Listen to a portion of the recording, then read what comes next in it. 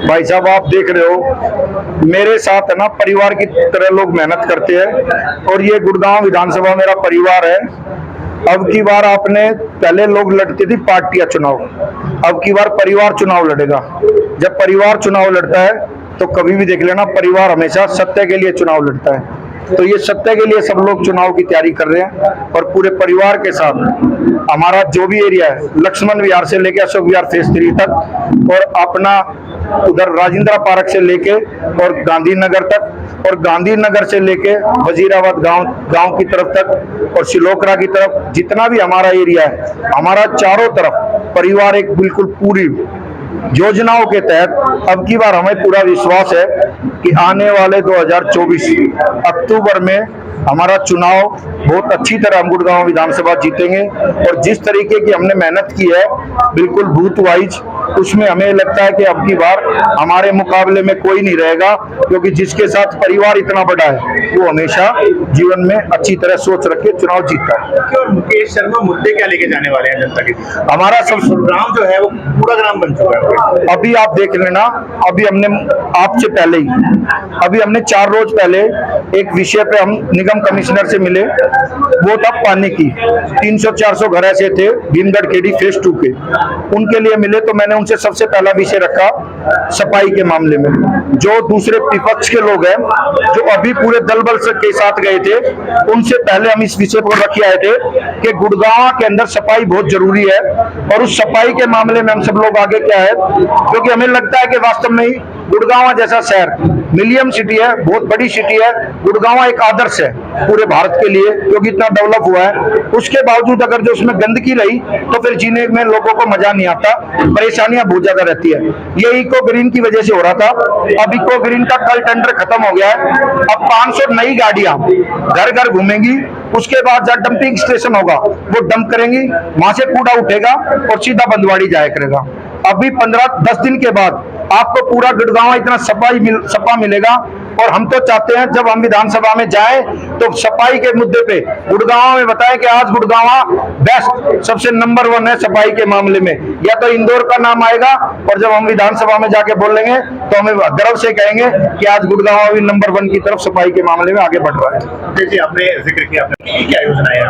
अभी हम RWA के जितने प्रेसिडेंट थे उन सबको इकट्ठा करके देश के रक्षा मंत्री माननीय राजनाथ जी से मिले और उन्होंने हमें एक आश्वासन दिया कि हमारे यहाँ से सांसदों की 15 सांसदों की एक कमेटी बनी है जहां भी पॉपुलेशन नहीं थी। आयुक्त डिपो का मतलब था कि पॉपुलेशन ना होना, क्योंकि यहाँ बहुत विशेष सब चीजें अच्छी ऐसी जो देश के युद्ध के दौरान काम आती है, ऐसे शस्त्र रखे हुए हैं, ऐसे हथगोले रखे हुए हैं। तो उनका विषय यह था कि अब यहाँ आबादी क्षेत्र बहुत ज्यादा बढ़ चुका, तो उनकी सेफ्टी भी नहीं है। और जब सेफ्टी नहीं है तो हम सब लोगों को लगता है कि ये एरिया यहाँ से आयुक्त डिपो शिफ्ट हो और यहाँ पर PGI बने, क्योंकि बहुत बड़ा एरिया है। जब PGI बनेगा तो स्वास्थ्य के मामले में हम सब लोग फिट होंगे। सब ये निजीकरण जो हॉस्पिटल है ये बंद हो जाएगा।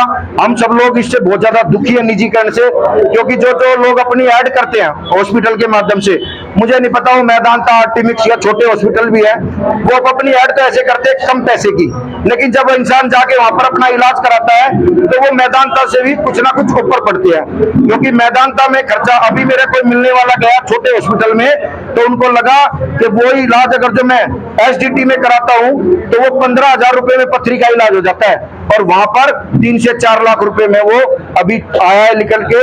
तो मेरी नेताओं से विनती है कि जो सामाजिक बातें करते हैं, समाज की सेवा की बातें करते हैं, उनका मतलब समाज सेवा का मतलब होता है अपने निजी कोष से कार्य करना। समाज सेवा का मतलब यह नहीं होता कि जनता जनार्दन के पैसे को, जनता जनार्दन का जितना भी जो हम नेक कमाई करते हैं उसका पैसा खींचने का काम नहीं होता। हमेशा सामाजिक लोगों का काम होता है कि वो मेरे की तरह ये सोच के चले कि हम गुड़गांव में PGI लेके आए तो मैं उनको मानूंगा।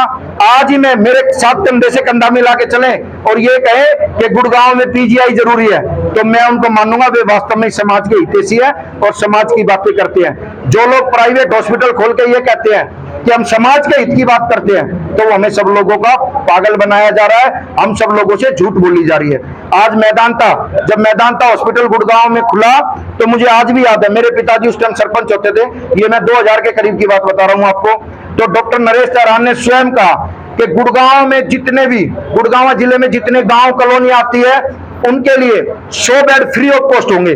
तो मुझे लगता था कि वास्तव में जो इतना बड़ा हॉस्पिटल खुला है मैदानता जैसा, डॉक्टर नरेश तहरान तो अच्छी बात बोलते ही होंगे और वैसे भी टैक्स फ्री है, तो मुझे लगा कि ये तो सारी सुविधा देंगे, लेकिन आज तक भी मैदानता में एक बेड भी फ्री ऑफ कॉस्ट हुआ हो। जब मैदानता से लगा लो तो छोटे हॉस्पिटल कहाँ फ्री करने वाले हैं। इसीलिए बड़ी सोच करके हम सब लोगों की प्लानिंग बढ़ी है। जी, आगे आने वाले वक्त में कहाँ पे आप कार्यालय खोलने वाले हैं? 200 मीटर में स्वास्थ्य सुविधाओं का अभाव है। उसके बाद में हमने जो आपके लिए मोबाइल वाली वो भी क्लिनिक भी बन सकते हैं, लेकिन वो मोबाइल वाले क्लिनिक जब बनने अच्छे होते हैं, अगर जो उनकी ऐड करके पूरे हॉस्पिटल में ना जाए, तो मेरी आप सब लोगों से गुजारिश है कि उन सब लोगों के लिए आप सब लोग ये भी बताएं कि भैया ये जो आप क्लिनिक खोल रहे हो इस विषय पे हम सब लोग, आप व्यापार तो बड़ा कर रहे हो, लेकिन उस व्यापार के साथ साथ आप सब लोग ये दोनों से करने वाले, उस व्यापार के साथ साथ आप सब लोग जन सेवा करें, क्योंकि हम सब लोग क्या करते हैं कुछ दिनों तक तो एम्बुलेंस चलाते हैं, फिर उसके बाद में क्या करते हैं वो एम्बुलेंस में ही क्लिनिक बना लेते हैं, लेकिन वो ऐड करते हैं हम अपने हॉस्पिटल की, फिर वो कहते हैं जी आपकी तो बहुत बड़ी बीमारी है, आपको तो हॉस्पिटल ही आना पड़ेगा। तो मेरी हाथ जोड़ के गुजारिश है ऐसे लोगों से कि जनता के साथ कभी भी विश्वासघात ना करें और अच्छा कार्य करें। जी, आने वाले दिनों में कहाँ कार्यालय खोलने की अभी अगला जो कार्यालय है उसकी ओपनिंग राजेंद्र पार्क में होगी।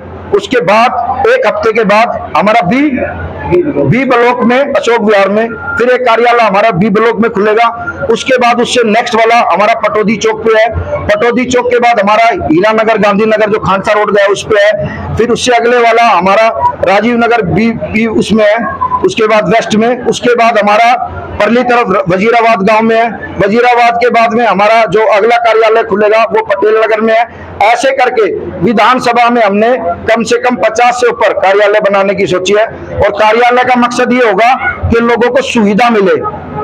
कार्यालय के अंदर क्या सुविधाएं मिल सकती है? क्या वोटर कार्ड वगैरह बनाने की सुविधा उनको किस तरह से लोग लाभ ले सकते हैं? वोटर कार्ड और आपको प्रॉपर्टी आईडी, उसके बाद परिवार पहचान पत्र, उसके बाद पीला कार्ड जो आजकल चल रहा है, क्योंकि लोगों ने अपने शर्म के कारण कई बार क्या हुआ, लोगों ने जो पीले कार्ड के ऊपर ये कहना शुरू कर दिया, लोगों से पूछा आपकी इनकम कितनी है, तो उन्होंने बेचारों ने मुख्य बता दिया कि भाई हमारी तो 2 लाख है। आदमी शर्माता क्या करेगा, अपना नेचुरल नहीं। तो उन लोगों की जिन्होंने बढ़ी हुई बता रखी है उनको कम कराएंगे, कम कराने के बाद उनके पीले कार्ड फिर बनवाएंगे।